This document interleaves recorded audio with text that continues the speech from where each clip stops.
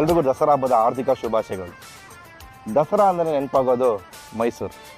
ನಾನಿವತ್ತು ಮೈಸೂರಲ್ಲಿದ್ದೀನಿ. ಮನೇಲಿ ಕೂತ್ಕೊಂಡು ಏನು ಆಚರಿಸ್ತೀರಾ? ಬನ್ನಿ ಮೈಸೂರನ್ನ ಒಂದು ರೌಂಡ್ ಸುತ್ತಾಕೊಂಬರೋಣ.